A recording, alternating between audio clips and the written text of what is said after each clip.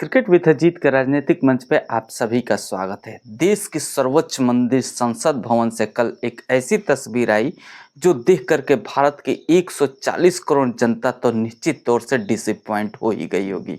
मैं डिसअपॉइंट इसलिए होने की बात कर रहा हूँ क्योंकि भारत की 140 करोड़ जनता अपने में से किसी एक सबसे बेस्ट उम्मीदवार को चुन करके भारत के इस सबसे सर्वोच्च मंदिर में भेजती है, जहाँ पे उनके लिए बात होगी, जहाँ पे उनकी न्याय की बात होगी, जहाँ पे उनके लिए कुछ ऐसा निकल के आएगा जो उनके जीवन में आने वाले फ्यूचर में या प्रेजेंट में उनके काम आएगा। और इसी की वजह से जब भी संसद भवन चलता है तो ये देश की जनता टकटकी लगाकर टीवी पे या रेडियो पे अपने तरफ के हर एक नेता के भाषण को अच्छी तरह से सुनती है कि शायद उनके लिए कुछ निकल के आ जाए। लेकिन कल के दिन जो संसद भवन में हुआ वो निंदनीय है। कहीं ना कहीं कल के दिन मैं दोषी पक्ष और विपक्ष दोनों के नेता को ठहराना चाहूँगा, क्योंकि जिस तरह से वो अमित शाह के 6 सेकंड के वीडियो को काट करके एक फेक नैरेटिव चलाया गया, और ये चलाया गया इंडिया गठबंधन की तरफ से, जहां पे इस फेक नैरेटिव के थ्रू इंडिया गठबंधन के और कांग्रेस के सबसे प्रसिद्ध नेता और कांग्रेस के जो अध्यक्ष हैं मिस्टर खड़गे जी, उन्होंने तो इस्तीफा तक मांग दिया। लेकिन इस पे हम अभी बाद में बात करेंगे। सबसे पहले हम बात कर लेते हैं कि किस तरह से कल के दिन जनता के भावनाओं को संसद भवन में इन एमपीओ ने ठेस पहुंचाया है। मैं आपको बताऊं कि कहां पे ये ना रुके, कहां से आखिरकार ये संसद भवन चलेगा। मैं आपको बताऊं कि जिस तरह से पहले इन लोगों ने एक दूसरे का विरोध किया, तो उसके बाद तो कपर फड़ौल पे भी आ गए, सर तक फूट गया एमपी के एक सांसद का।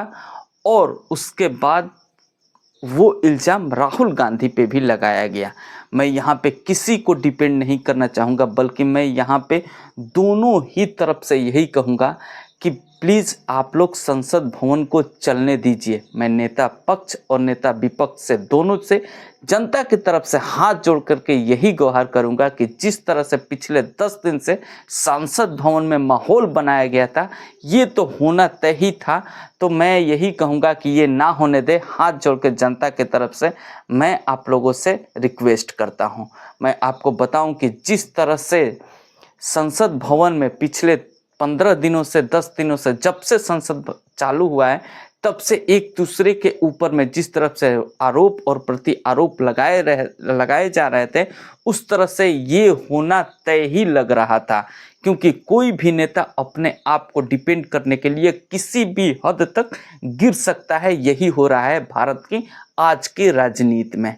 राहुल गांधी ने यहाँ तक ये कहा कि यहाँ पे अंबेडकर साहब की तौहीनी हुई है।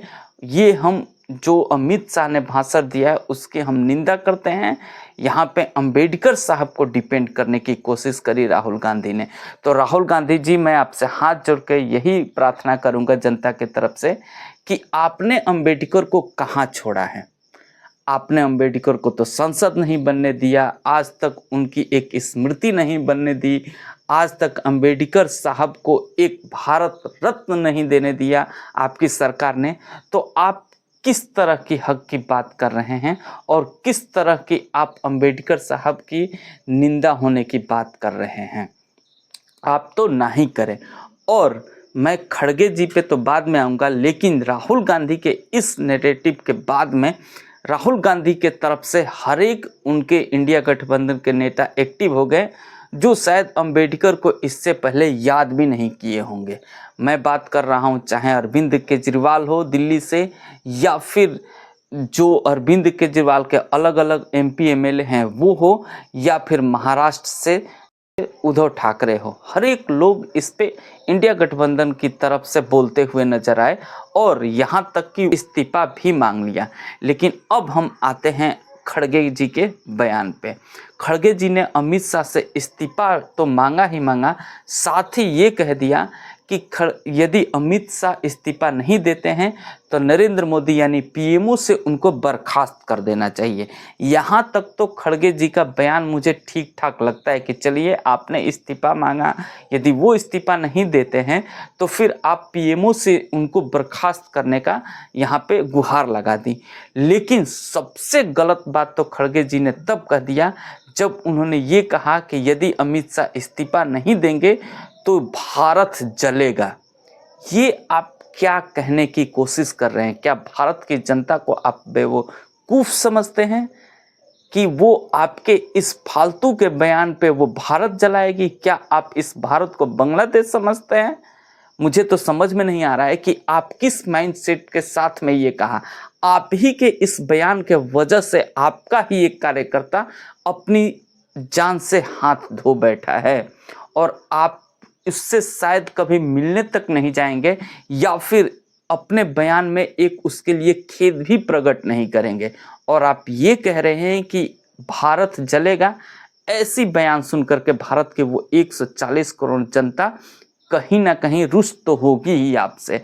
और आप ये सोच रहे हैं कि हमें इस बार शायद 90 सीट मिला है, अगली बार हमें 290 सीट मिल जाएगा, तो नहीं मिलने वाला है। क्योंकि जो 140 करोड़ जनता इस संसद को चलते हुए देखना चाहती है उसमें कहीं ना कहीं आप बाधा उत्पन्न जरूर कर रहे हैं। इस बयान के ऊपर में यहाँ पे और भी कई नेता पक्ष की तरफ से भी बयान आया, जहाँ बीजेपी की तरफ से कई नेता अमित शाह को समर्थन करते हुए नजर आए, तो वहीं पे अमित शाह भी प्रेस कॉन्फ्रेंस में अपनी तरफ से यहाँ पे बयान देते हुए नजर आए कि मैंने कांग्रेस की सारी ही कच्चे चिट्ठे बाबा साहब अम्बेडकर पे खोल कर रख दिया, इसलिए कांग्रेस तिलमिलाई हुई है। मुझे तो लगता है कि इस मुद्दे को अब यहीं ख़त्म कर देना चाहिए, क्योंकि ऑलरेडी 2 सांसद इस को लेकर के घायल हो चुके हैं। भारत की जनता हर एक संसद सत्र को देखना चाहती है, अपने लिए इस संसद सत्र चले और उससे भारत की जनता के लिए कुछ निकल के आए, वो देखना चाहती है। तो मैं दोनों पार्टियों से हाथ जोड़कर जनता की तरफ से निवेदन यही करूँगा कि प्लीज़ सांसद चलने दें और ये फालतू के मुद्दे को हटाए। एक 6 सेकंड की नैरेटिव, फेक नैरेटिव वीडियो चला करके आप भारत की 140 करोड़ जनता को गुमराह नहीं कर सकते हैं। ये फेक नैरेटिव जब राहुल गांधी के ऊपर में चलता है तो राहुल गांधी बौखला जाते हैं। अब मैंने भी कई बार ये सुना हुआ है आलू वाले बयान को लेकर के, जहाँ पे फेक नैरेटिव है वहाँ पे भी ये कहा जाता है कि शायद राहुल गांधी के उस सारे ही क्लिप को देखे तो ये आलू बयान, जो आलू डालो और सोना निकलेगा वाला बयान है, वो एक फेक नैरेटिव है। तो उसी तरह से यदि अमित शाह के इस पूरे भाषण को यदि आप सुनेंगे तो 6 सेकंड के इस क्लिप को शायद आप भूल जाएंगे। आप भी कमेंट्स करके ज़रूर बताइएगा कि क्या आप संसद को देखना चाहते हैं चलते हुए या नहीं। साथ ही बताइएगा कि ये क्या पक्ष सही है या विपक्ष सही है। और वीडियो पसंद आया होगा तो लाइक ज़रूर करिएगा। मिलेंगे हम आपसे नेक्स्ट वीडियो में। जय हिंद।